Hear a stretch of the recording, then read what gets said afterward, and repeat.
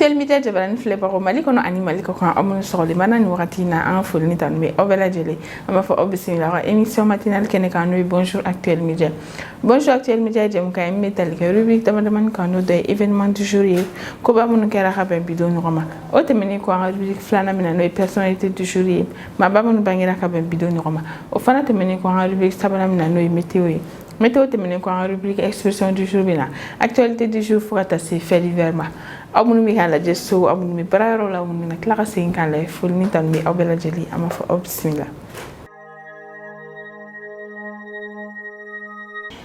Bien tarata e jouer kalot li mgon wara samba flan mgon fla fol ni tan mi ankon marabela jeli madame ni na événement du jour e ko ba mun kera ka ben bidon roma le 26 juillet 1547 Henri II est couronné roi de France. Henri II kera Francis roi ka ben bidon roma no le 26 juillet 1547 otemene ko ka ben le 26 juillet 1821 la Turquie et la Russie ont leur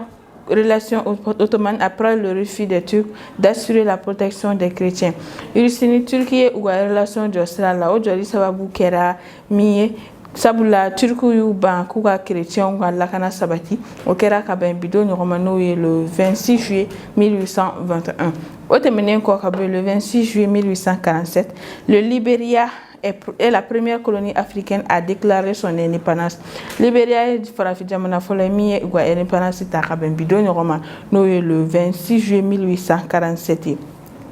Au fana terminé ko no anda betase le 26 juillet 1925 création des chambres de métiers en France. France konna na wa chambre de métiers créée ka ben bidon roma no le 26 juillet 1925. Au terminé ko le 26 juillet 1945 fin de la conférence de Potsdam en Allemagne. Allemagne konna na conférence de Potsdam bana ka ben bidon roma no le 26 juillet 1945.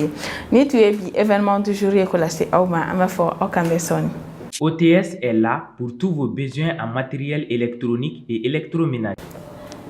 Événement du jour terminé koni ansile en rubrique flana mano et personnalité du jour ma ba munu bangira ka ben bidon nyoma ambo damneni Karl Marx allé médecin résistant homme politique luxembourgeois. Il a été plusieurs fois ministre. Karl Bangira le 26 juillet 1903. Allez terminer quoi que non, andabeta c'est Erskine trompettiste, compositeur et chef d'orchestre américain. Erskine Bangira le 26 juillet 1914. Au terminer quoi que non, andabeta c'est Edward Wittenman. Edward est physicien, mathématicien américain. Edward Bangira le 26 juillet 1951. Au fanate mené non Asif Ali Zardari. Asif est homme politique pakistanais. Il a été président de la République islamique du Pakistan de 2008 à 2013. Asif Bangira le 26 juillet 1955. Allez terminer non Thierry Villardi. Elle est journaliste sportif français.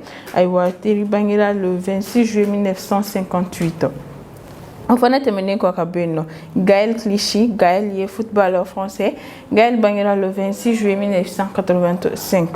Au terminé quoi no Elisabeth Chili. Elisabeth est actrice et chanteuse américaine. Elisabeth Bangira le 26 juillet 1993. Allez finir terminer quoi no andabitase Fahim Mohamed Ma, le joueur d'échecs Bangladesh. Fahim Bangira le 26 juillet 2000. Ni tu es bi personnalité du jour fana ko la c'est Auma. Ama foku bela joyeux anniversaire. Munu fana fatura ko ala bada dali no ya wi. Am tanya fedon. ESGE, École supérieure de gestion spécialisée dans la formation des métiers de la comptabilité et de la gestion d'entreprise. Folni tan mi akan ba bela jelen ko kura ni ansile en rubrique sabana manoye météo du jour na fo don to la madame na kay no en premier juin kay bikle fa ngabane degré bisaba ani sabaye nambora kay amita kulikoro konna na kulikoro bikle fa ngabane degré bisabaye sika so bisaba ani kele Segu konna na kile fanga boyani degere bisaba anani mopti bisaba ani duru tomok kile fanga boyan kata si degere binani ma gaw konna na kile fanga boyani degere binani kidal binani anani te salite binani nani menaka binani ani kele bamako ana lamini kile fanga boyani degere bisaba samina bamako bi kile bora ka ben 6h16 minutes ma kile bi à 19h pile nitu bi météo fana ko la c'est Auma amafo akambe soni pour tous vos besoins besoins en librairie, papeterie, matériel informatique, appareils électroniques et divers, rendez-vous chez AKD Informatique. Folni tan mi rokra khalasi ankon ba bela jelima nyansi le en rubrique expression du jour ma expression du jour bina la bi kanku ba ki tarife ay kana soro ba ami fol la sam kangwin sokoma c'est ça va OK don yero bon ça va don voilà era ba fete alhamdulillah foli ganji memi folo ko la si en flel waroma ani bi expression du jour betalika monim quoi. Merci bien. No vraiment flel baga ci manam sama be la jelen fo maliko no an maliko nga wolu munu te senge o te nyine oui ya ma abi émission kay ñoko émission kala te mo de be mi bi la je partage yu ga to ko keru ga bile ba yo fa na re ouais depuis ame foli blana na yere la ko ala kan ko yake aminere bien sinale tan chale mais achara ñoko ngani donc no bara no mi dadu expression bi expression nan ne be no français nan ne OK ala sana mama dadu la expression ko te doere ko qui vole un œuf vole un bœuf ou to ko may fole ko chef en chien may qui vole un œuf vole un bœuf ni ko ni chef en chien doro ki be mi chien nga le courage me ko rote doere ka yira ni mo ko mu kon karara ka chef en chien do la ta sem si chema itu bi to la ubichi zo ama ine ni chien ni mata kasobula ubichi dai ka mo ateno gale qui commet un vol en commettra d'autres oui qui vole volera qui vole un œuf volera un vache. La plus petite des mène sur le chemin du crime. Ouais. Oui, tiens. On veut qu'aider. C'est ni fitini de bateau avec un corabaye zozo. On l'a nié. Alni dem seni ka drudru ni fen na war di ma di madama na ata bu ko wala. Voilà, bu ko wala parce que ni ma de régler doro avec la ba mta ki bolo ko wéré ko. Odo parce que je suis fitini e ba flente fe ba abeto la doro abna jugu ya fam na ke je suis kala ba ta ko da. Donc de pas d'amener kanga essayer. Kanga ba chika wala. Ouais. Donc, bon, Amanda de expression flanana. Sans cogner. Sans cogner. Sans cogner. Sans cogner. Il va faire une affaire. Je m'en cogne quoi. Oh, sans cogner. Ah, ok. Allez, je vais. Je m'en cogne. Je m'en donc, il y a cela là. Voilà. D'accord. Mais nous faisons faire un peu à Blair quand sans cogner. Voilà. Ok. Tu vas faire je m'en cogne. Il y a un je m'en fous. À ma fond, je m'en cogne. Bon, ça veut dire quoi ça? Bon, français, mais. Ok, on fait une première. On va quand même expression c'est très important. Oui, c'est très important. Voilà, toujours il moquer le monde faut voilà ça quand on expression fallait donner comme on veut moquer le monde mais don do. Ouais. On va entendre expression ça va nana. Comme mettre sous cloche. Mettre sous cloche. Allez, je mets. Mettre sous cloche. Fini où n'y a pas un don. Mon fils, c'est-à-dire c'est réservé, c'est mettre à l'abri. C'est mettre à l'abri de quelqu'un parce que ni era cloche moko be sirando ni ba fane ay mais cloche manga rabone voilà cloche manga donné et bla ko fait ça non donc toi tu seras protégé quoi parce que et mais parce que allez les mains mais toi tu seras protégé c'est réservé c'est mettre à l'abri quoi d'accord on fait bien ça non donc il va il la kere fait tu es isolé oui voilà ça arrive il va ko bella pour na kera to ko ne ko ni tala OK no voilà peut-être sur la savane mo wala ba la la sande ga fo OK la la fana allez tu mets ko ir à ventre déboutonné il a ventre déboutonné aywa fone doni fa yola yele kon yele kon famiara nga ventre déboutonné il va faire ni yele na fo mo wa ko yele fa ko na dimi au genre nelo d'accord yele dama teme excessivement il roule de manière impolie ayo may mo do fene ne ke bolé ne chere ga fone ko kera be yele bebe yele mais olu tane ko bon mo ina ne tukun ne o be se nga yele dal o be dine la de ni do wi te yele era ko mara jugu sa wa yele e do be se jugu sa wa ra sa no ga tre bi sare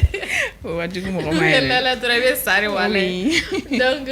ouais expression nan ne ko mena bulo bi gala se am flel ba ko flo wa aywa o jarani ko se fo libre ba bi kan donc ama fa ola merci beaucoup ikambe shin na la khadje nala sanama. OTS est là pour tous vos besoins en matériel électronique et électroménager. Quand vous terminez avec l'expression du jour, là c'est ama anga bi rubrique actualité du jour à là c'est Fatmata Dramé fait afin que kenn soro khaba ami ful la sama. Fatmata Dramé ni soro. C'est sereine soro. Ça va? Ça va. Ko to di. Alhamdulillah. Machallah. Foli ganji me bi bolo ko là c'est en flel ba ma bi ani bi actualité du jour betali ke moni muka. Ke jaro sira ojara ko sabe sani actualité di ya kan yere fu. Merci bien. Donc woto mani ko fa ma fle boko bela jeli fu ma di kono ani mali ko kan. Nana rek ma lu mi a choisi parmi tant d'autres. Oui. Ni de senga kan émission la mais ka emi ka kerge belele bay. Comme ça va. Émission yi bi sur parce que ndele mala ku fene ba ensuite. Oui, o tien. Fu si yorol. O jara ko sabe foli be ba yere tay. Donc bi sigi dadu actualité du jour la ko ñefay. Sero jara ko sabe ni ga jeme de l'actualité la bulasi appelé ba bela jelema fami bololo hum fannu ko sabe e kuma chama na yu kuma chama mu ga fo de suka kada ka mu ko chama ya yini ko e chuma mi ya chama def man e premier ministre ale shogal ko gala may gay ka aga dim kali ka démissionner donc o kum ko na sa groupement chama bora ka kuma notamment groupement politique ou transition pour une transition réussie mom faut assez parti chama ma na fo adema chama ya ka des démissions et demander na ko rencontre de son ministère de l'administration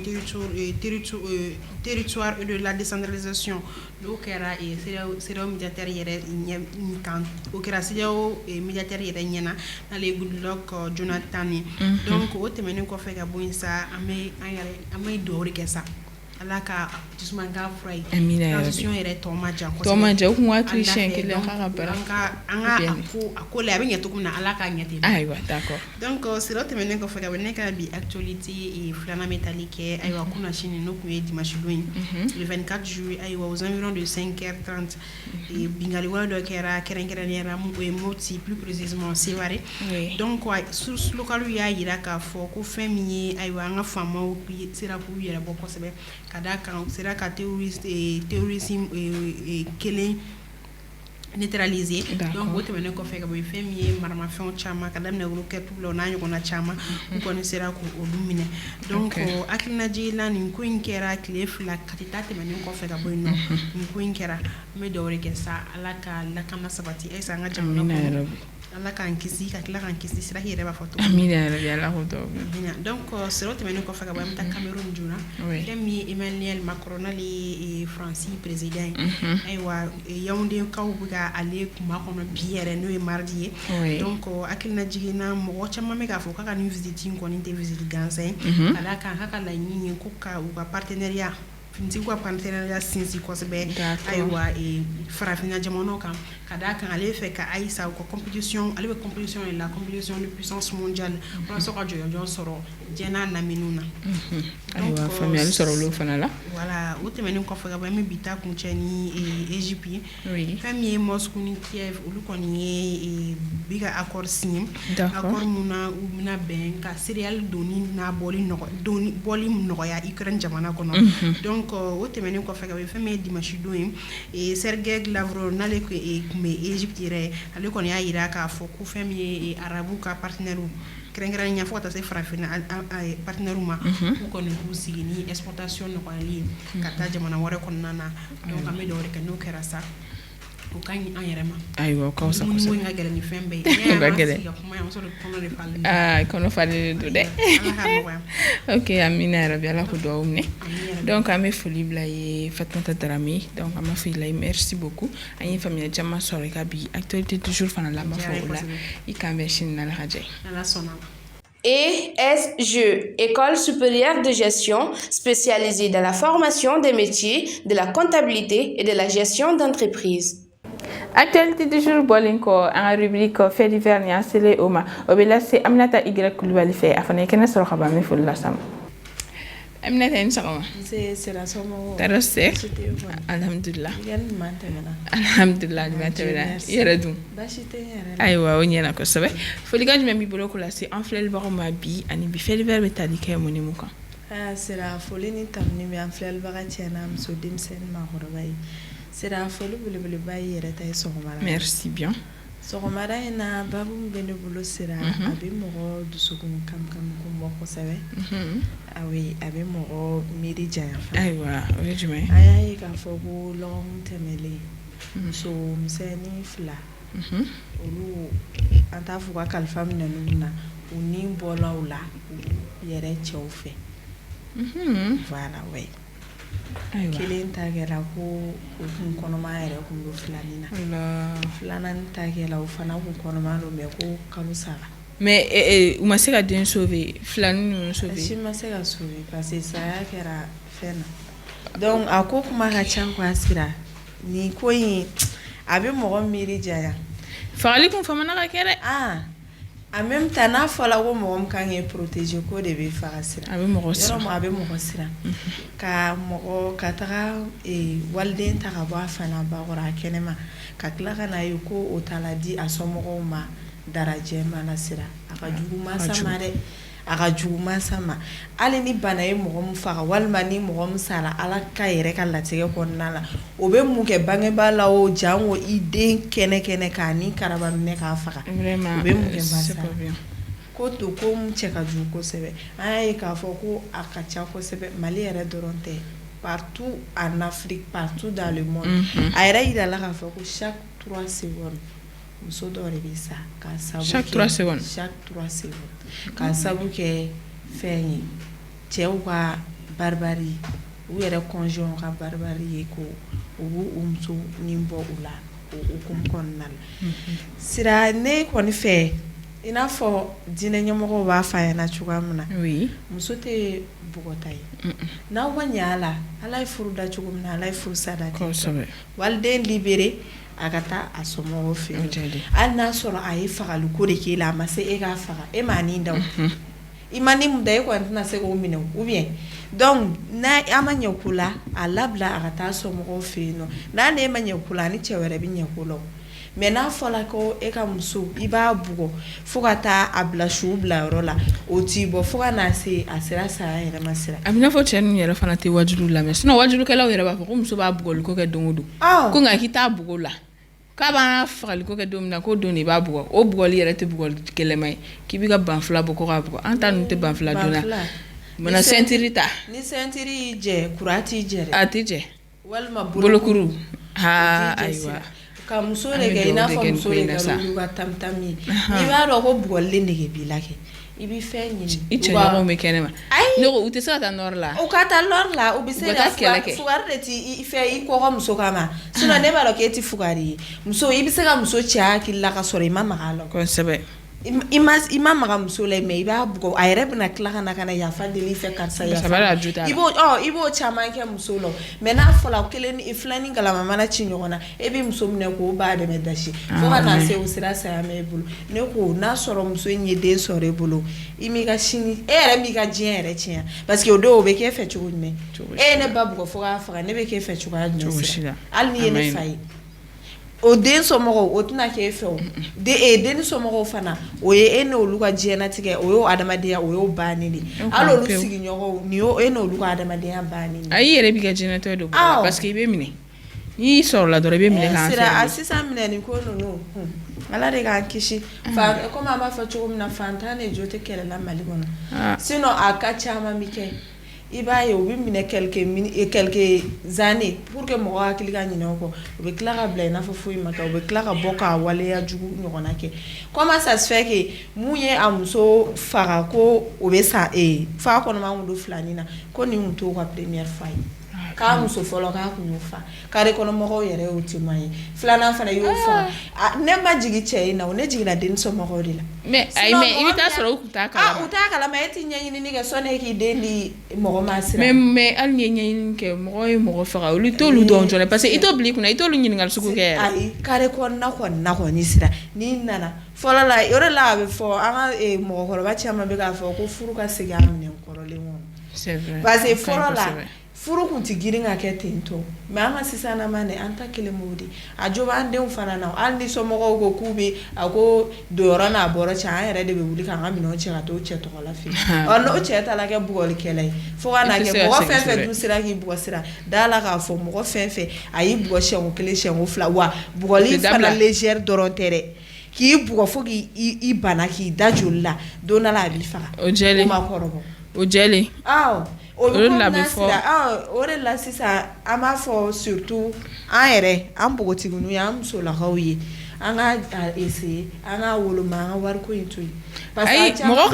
mɔgɔ kana to furu yɛrɛ la violence bɛ furu la ne kɔni tɛ mɔgɔ si ka se ka to a la vraiment. an caman bɛ yen nɔ an bɛ to yen nɔ parce que ko wariko nata kama wari bɛ karisa kɔrɔ Parce que i bɛ to la i su bɛ sisi mɔgɔ hali kanu na a dɔw bɛ yen nɔ u b'u sunkuru ci awɔ e bɛ don o tigi ka furu la e y'a jo la kanu na o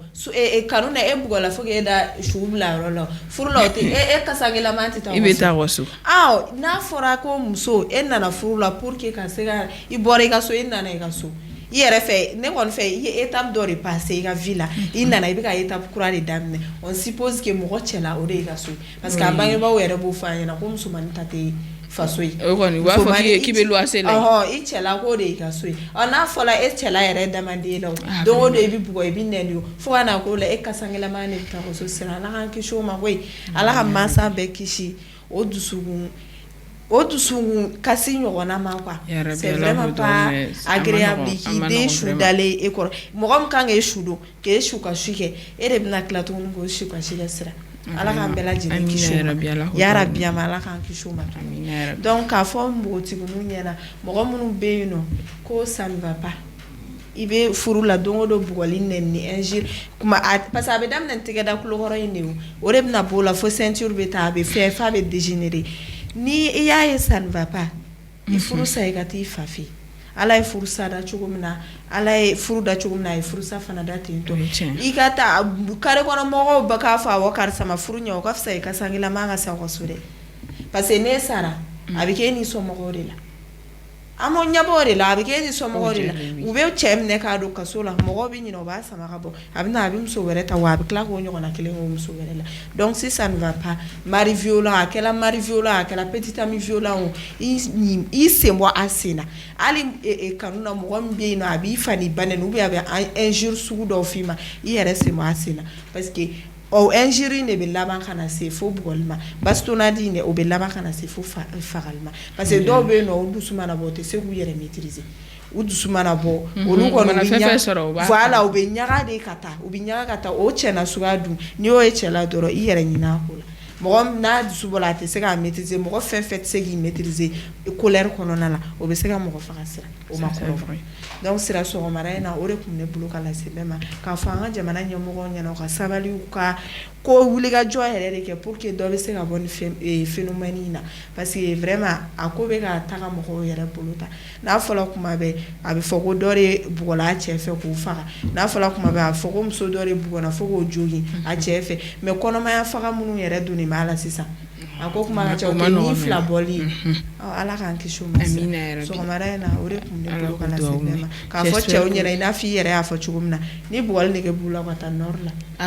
u ka taa kɛlɛ kɛ cɛ ɲɔgɔn fɛ u bɛ taa ka taga u bɛ taa o siɲɛ 10 ninnu u bɛ t'o kɛ lala u yɛrɛ n'a jɔyɔrɔ ani kunnadiya sɔrɔ o la parce que bɛɛ b'u glorifier mais e ka fɛ e t'i ka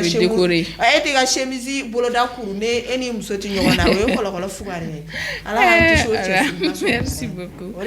ayiwa faamuyali sɔrɔla o la j'espère que tulo bɛ kɛ tulo kunnadi ye an bɛ a deli an balimakɛw fɛ